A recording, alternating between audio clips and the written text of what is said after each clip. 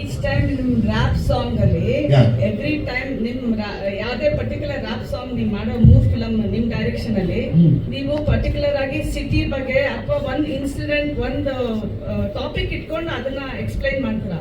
So ಬಾಬಾ ಬಾಬಾ ಮೂಲಕ particular ಆಗಿ ಏನ್ ಎಕ್ಸ್ಪ್ಲೈನ್ ಮಾಡಕ್ ಹೊರಟಿದ್ದೀರಾ? ಈ ರ್ಯಾಪ್ ಅನ್ನೋದು ಉಟ್ಕೊಂಡಿದ್ದೆ ಯಾವಾಗಲೂ ಪೇನ್ ಹೇಳೋದಕ್ಕೆ. I think you know very well better than me ಅನ್ಕೋತೀನಿ. ಅಂದರೆ ಲೈಕ್ ಆ ಪೇನ್ನ ಹೇಳೋದೇ ಒಂದು ರೆವಲ್ಯೂಷನರಿ ಆಗಿ ತಿರುಗ್ತಾ ಟರ್ನ್ ಆಗ್ತಾ ಬಂತು ಪೇನ್ನ ಎಕ್ಸ್ಪ್ರೆಸ್ ಮಾಡೋದು.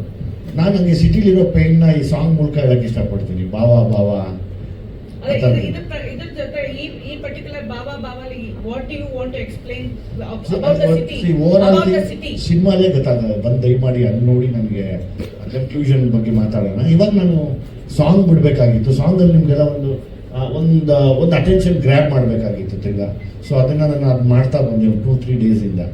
ಈಗ ನಾನು ಐ ಥಿಂಕ್ ಅದು ನಿಮ್ಗೆಲ್ಲರಿಗೂ ಈಗ ನೋಡೋಕ್ಕೆ ಸ್ಟಾರ್ಟ್ ಮಾಡಿದ್ರ ಅಂದರೆ ಅದ್ರ ಕನ್ಕ್ಲೂಷನ್ ಸಿನಿಮಾಲಿ ಸಿಗುತ್ತೆ ಅಂತ. Actually rap is the thing, but the pain ಅಲ್ವಾ, ಯಾವಾಗ ಪೇನ್ ಹೇಳ್ತೀವಿ ನಾವು ನಮ್ಮ ಪೇನ್ನ. ನಾನು ಯಾವಾಗಲೂ ಫ್ರಮ್ ದ ಸಲಗ ಭೀಮಾ ಅಡಗಿನ್ ಸಿಟಿ ಲೈಟ್ಸ್ ಅಂದಾಗಲೇ ಜಾಸ್ತಿ ಪೇನ್ ಹೇಳ್ಬೋದು. ಸಲಗ ಅಂದಾಗ ಇಂಡಿವಿಜುವಲ್ ಆಗಿ ಹೋಗುತ್ತೆ, ಭೀಮಾ ಅಂದಾಗ ಅದು ಸಪ್ರೇಟಾಗಿ ಹೋಗ್ತಿತ್ತು. ಡ್ರಗ್ ಬಗ್ಗೆ ಮಾತಾಡಿದಾಗ ಇದೊಂದು ಬೇರೆ ವಿಷಯ ಹೇಳಕ್ಕೆ ಕೊಟ್ಟಿದ್ದೀನಿ, which is very painful. Again ಸಂಜೆ ಆದಮೇಲೆ ಈ ಸಿಟಿ ಒಳಗಡೆ ಲೈಟ್ಸ್ ಆನ್ ಆದ್ಮೇಲೆ ಏನೇನಿದೆ ಲೈಫು, ಅದ್ರ ಪೇನ್ ಏನಿದೆ, ಅದ್ರ ಯಾರು ಹಿಂದೆ ಯಾರಿದ್ದಾರೆ, ಅದು ಮುಂದೆ ಎಲ್ಲರೂ ಕರ್ಕೊಂಡು ಹೋಗುತ್ತೆ. ಇದು ಹಿಂಗೆ ಮುಂದುವರಿಯುತ್ತಾ ಕೊನೆವರೆಗೂ, ಇದಕ್ಕೆ ಎಂಡೇ ಇಲ್ವಾ ಅನ್ನೋದೇ ಒಂದು that is what Baba Baba rap ಅಂತ. Also I was just thinking, Vijay ಅವರು ಟ್ರೈಡ್ ಅಂಡ್ ಟೆಸ್ಟೆಡ್, ನೀವು ಎರಡು ಡೈರೆಕ್ಷನ್ ನಿಮ್ ಜೊತೆನೆ ನೀವೇ you led the whole cinema, you headline the cinema. ಈ ಸತಿ after why did you think of Vinay not instead of you?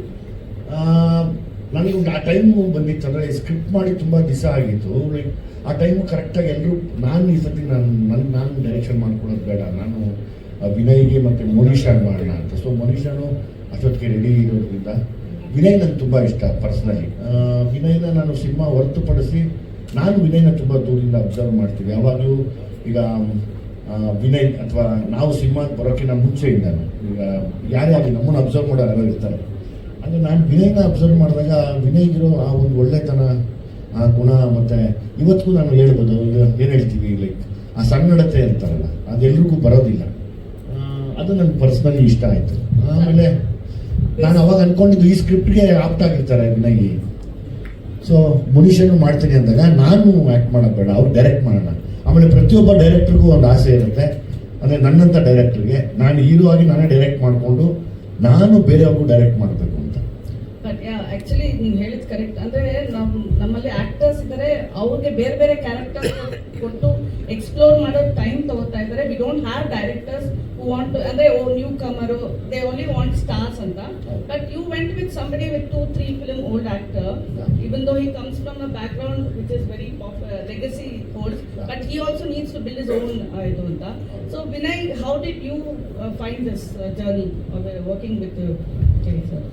ನನಗೆ ತುಂಬ ಖುಷಿಯಾಗಿತ್ತು. ಅಂದರೆ ಇಡೀ ಎಕ್ಸ್ಪೀರಿಯನ್ಸೇ ತುಂಬ ಚೆನ್ನಾಗಿತ್ತು.